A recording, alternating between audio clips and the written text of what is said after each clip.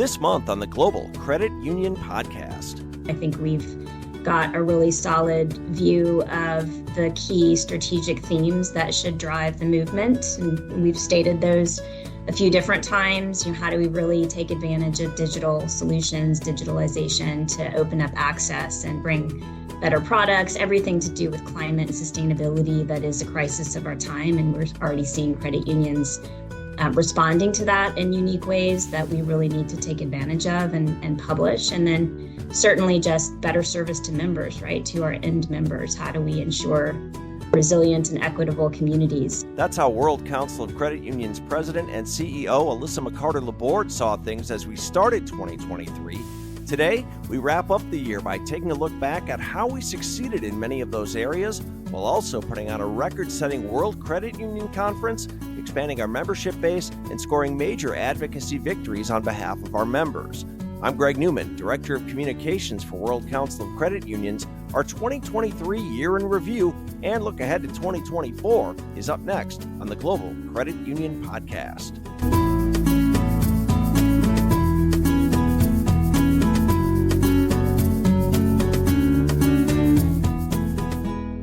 We are more relevant than ever as a solution to the needs and challenges facing communities all around the world.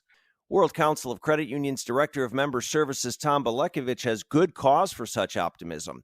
2023 was a landmark year for World Council for a number of reasons, including a decision by our board of directors to revise our membership categories, which opened the door for more credit union associations and individual credit unions to become members.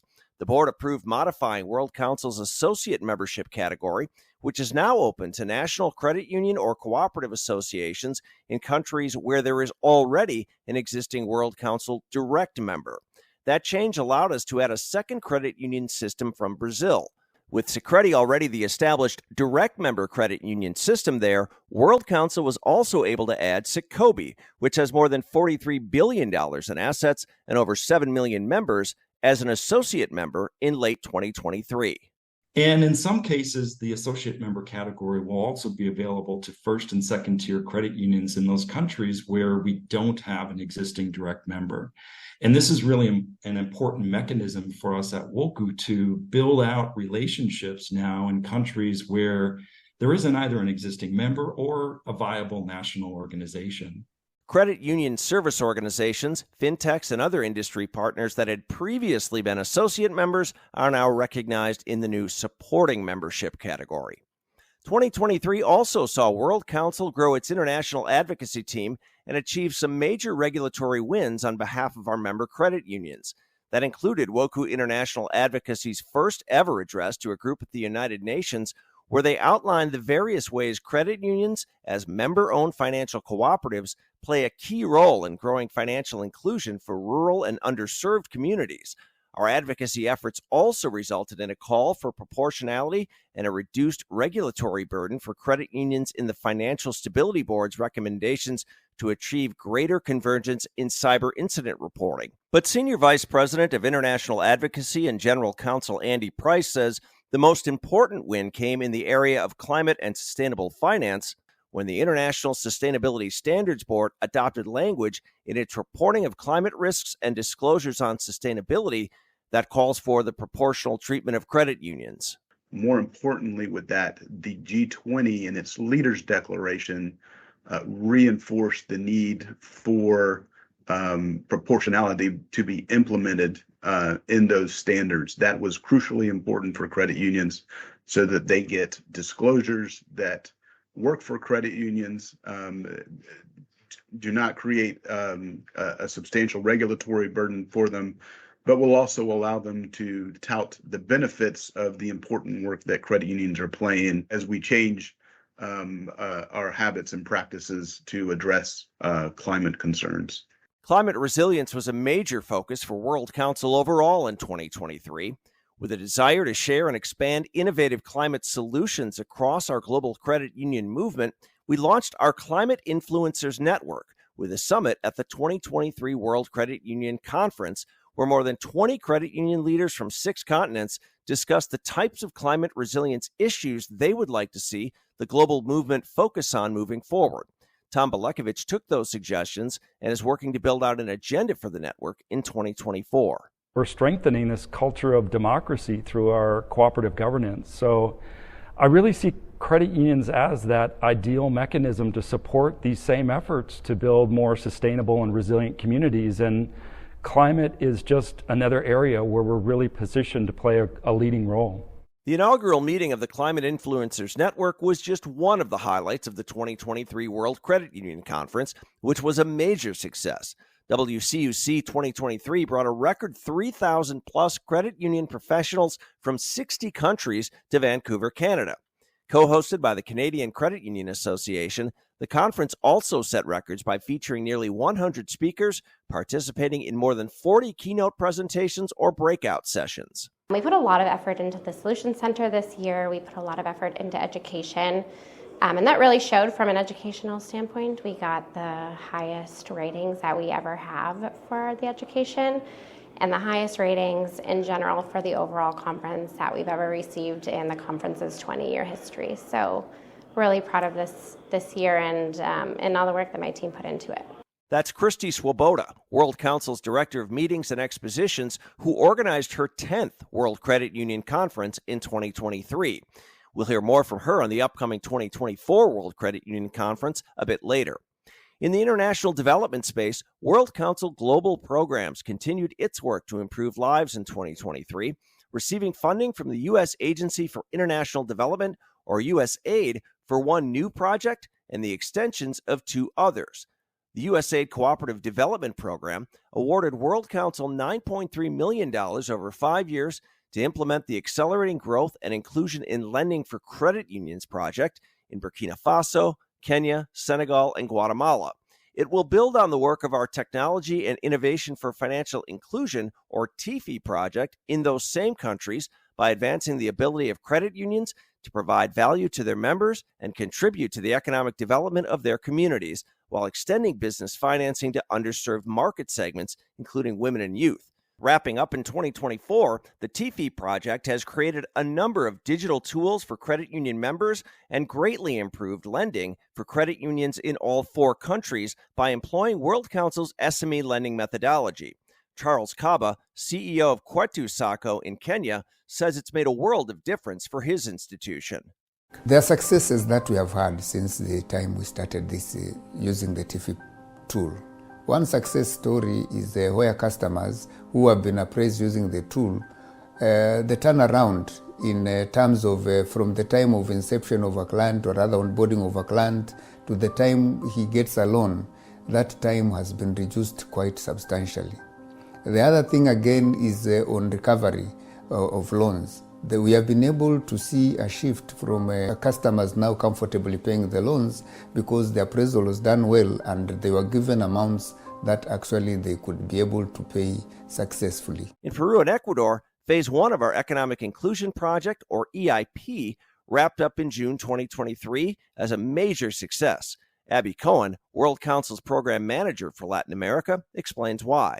EIP is really the flagship economic inclusion project for migrants in the region, and with USAID support and continued engagement, the project has been exceptionally effective in financially integrating Venezuelan migrants and vulnerable local populations in both Peru and Ecuador who have been traditionally excluded from the financial system. In fact, EIP helped more than 120,000 people obtain formal financial services, provided 13,000 with entrepreneurship and employment training, and also supported the issuance of over 9,000 loans worth more than $12.3 million. It was so successful, USAID extended the project through May 2026, awarding $14 million so World Council could continue these initiatives and implement others on a much larger scale, according to Project Chief of Party Oscar Guzman. We see now how Peruvians and Ecuadorians are supporting actively Venezuelan professionals as mentors, trainers, and partners. But now we are seeing Venezuelans benefited with the project, hiring Ecuadorians and Peruvians, generating jobs, but also Venezuelan training, also and mentoring entrepreneurs as part of the local communities. We see also associative businesses working together, Venezuelans with Ecuadorians and Venezuelans with Peruvians in the country. That's for me the only way we can have sustainable solutions for the migration process we face, not only with the Venezuelan process, but in Latin America and maybe worldwide. And the USAID World Council Credit for Agriculture Producers, or CAP project in Ukraine, saw the realization of a goal more than 7 years in the making when the Ukrainian parliament passed a new law on credit unions in July 2023. The CAP project and World Council International Advocacy provided extensive analysis, feedback, and input on the new law, which is now being implemented by the National Bank of Ukraine, the country's credit union regulator. Among its many provisions, the new law expands the list of services credit unions can provide to their members, including currency exchange and certain types of payment services. It also allows credit unions to serve more legal entities. USAID extended the CAP project through September 2024 to ensure credit unions can remain open and continue to serve their communities while providing agricultural and rural businesses with access to savings and loans during Russia's continued war. Ivan Vishnevsky, deputy chief of party for the CAP project, says serving member farmers has been fruitful for the project's partner credit unions. And agricultural producers can become a partner for many years ahead. Therefore, credit unions continue and expand their work with farmers, increase the amount of financing to micro and small producers. Ukrainian credit unions and their members have received an additional $1.5 million worth of support since February 2022, thanks to the generous donations made to Worldwide Foundation for Credit Unions' Ukrainian Credit Union Displacement Fund. In 2023, a $500,000 resilience initiative launched in partnership with the CAP project provided 100 business owners with affordable loans they used to restore or grow their operations during wartime. Another $200,000 went to upgrade digital services for 78 credit unions across Ukraine. Worldwide Foundation for Credit Unions also helped credit cooperatives in Turkey deal with the aftermath of two devastating February 2023 earthquakes, sending funds collected through the foundation's Project Stormbreak initiative. And we just responded in kind with nearly $80,000 of grant funding to provide storage units to allow their credit unions to stay operational, but also to provide things as we think very, very small and minor, but air conditioning units to allow their operations and their staff to operate the credit unions and to continue to serve members in a very stable environment, as much of a stable environment as possible. The Foundation's Global Women's Leadership Network in 2023 continued its work to propel women into more credit union management roles while assisting them in efforts to boost the resiliency of women credit union members. That was highlighted through the awarding of 2 empowerment grants worth $10,000 each. One went to Chimgan Nurgi, partnership specialist with the Mongolian National Confederation of Credit Unions, who is using her grant to create a local business ecosystem in rural Mongolia that allows women credit union members that are part of yak and sheep herder communities to diversify their income and promote eco-friendly and sustainable cashmere production.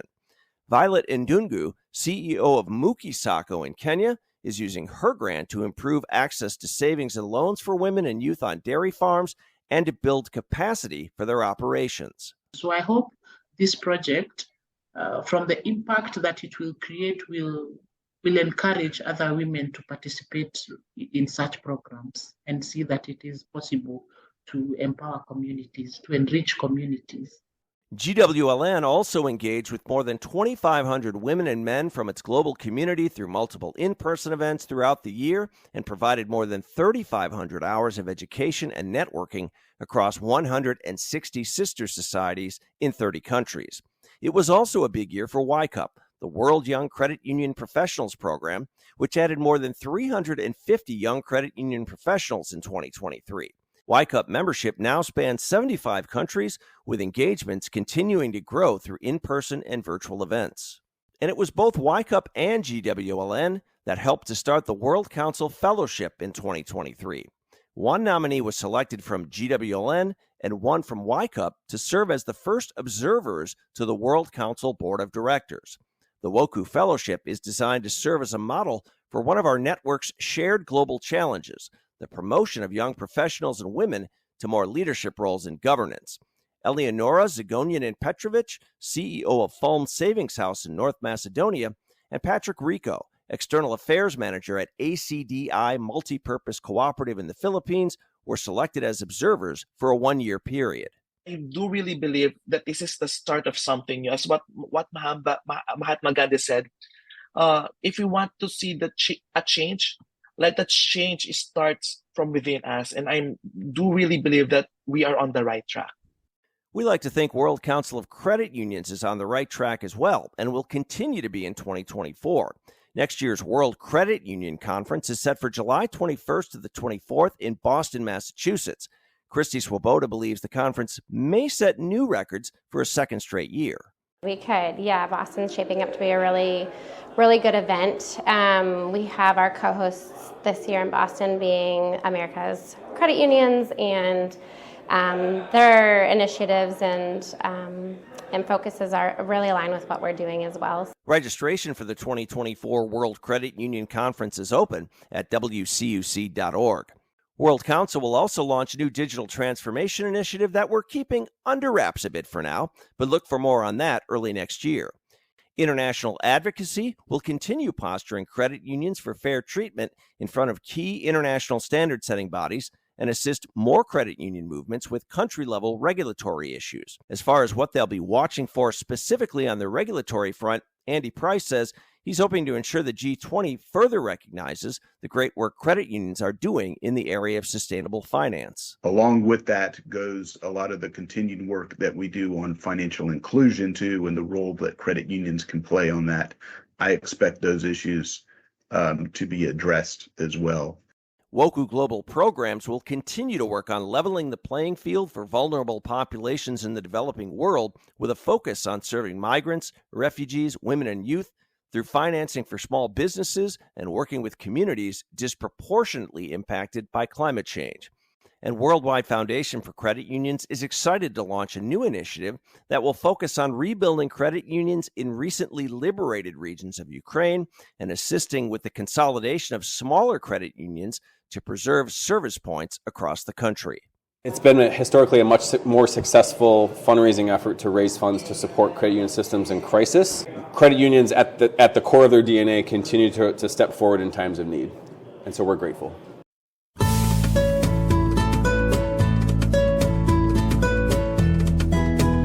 This year on podcast is always a lot of fun to put together, and much of what we touched on in this episode is explored in greater depth on other episodes from 2023. You can find all of those by going to the Newsroom tab at woku.org and selecting the Global Credit Union Podcast. We put out a new episode of the podcast on the third Thursday of each month there, and you can also find it on Apple Podcasts, Spotify, just about anywhere else you get your podcasts. Until next month, I'm Greg Newman for the Global Credit Union Podcast saying, remember to keep on serving your members.